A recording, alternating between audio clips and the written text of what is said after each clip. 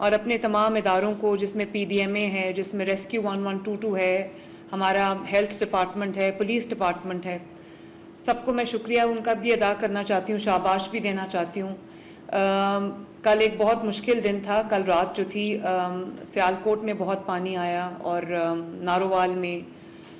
ہم نے یہ دیکھا کہ کرتارپور بھی بالکل انانڈیٹ ہو گیا، اور گجرات کی کل بہت کرٹیکل سچویشن تھی۔ تو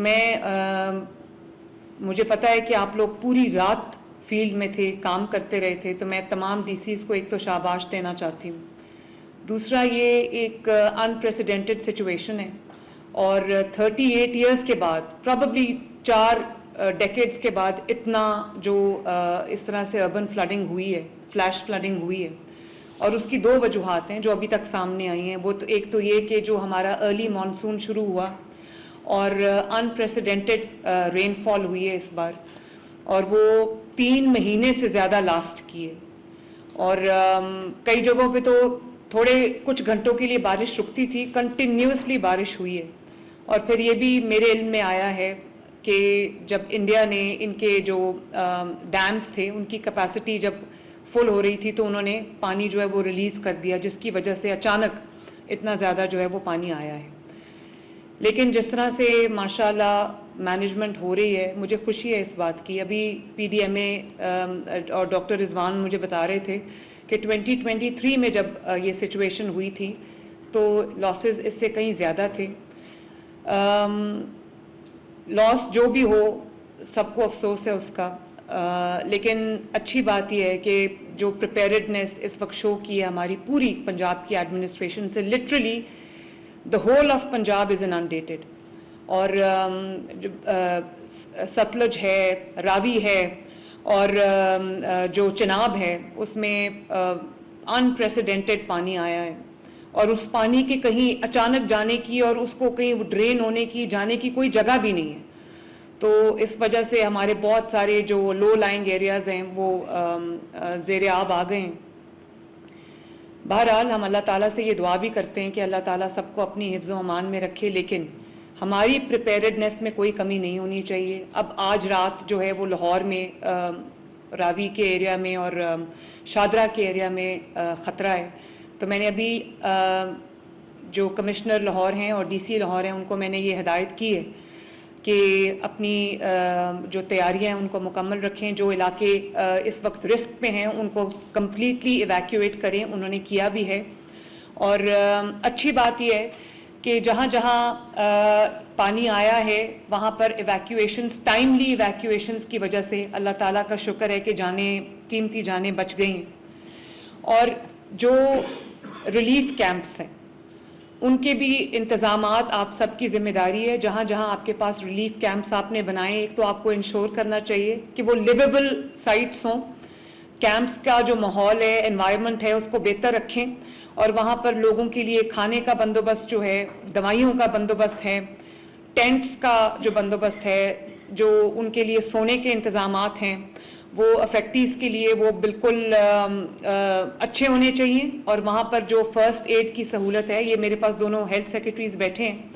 میں آپ دونوں کو یہ اسٹینڈنگ انسٹرکشنز ہیں کہ جو ابھی آپ کے پاس کلینکس آن ویلز ہیں، فیلڈ ہاسپٹلز ہیں، ان سب کو جو ہے وہ ان علاقوں میں آپ بھیج دیں جہاں پر زیادہ جو انانڈیٹڈ ہیں،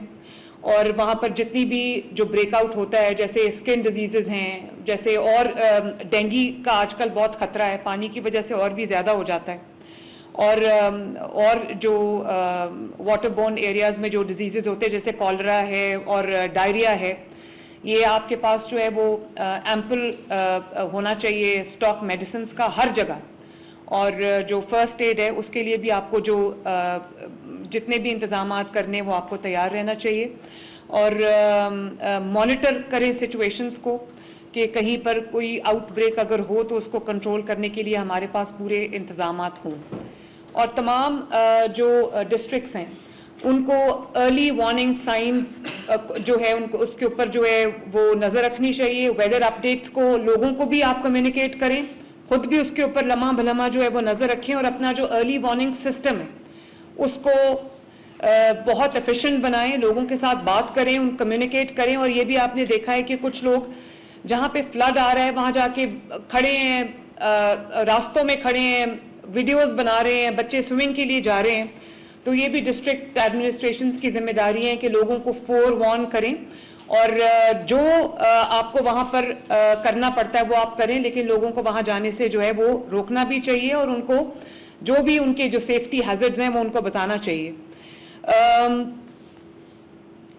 اچھی بات یہ ہے کہ لائف سٹاک کا بھی جو نقصان ہے وہ نہیں ہوا, اللہ تعالیٰ کا بڑا شکر ہے. تو کراپس کا جو نقصان ہوا ہے اس میں تمام ڈی سیز کو یہ ہدایت کروں گی کہ آپ لوگ کائنڈلی اپنے نوٹس لے لیں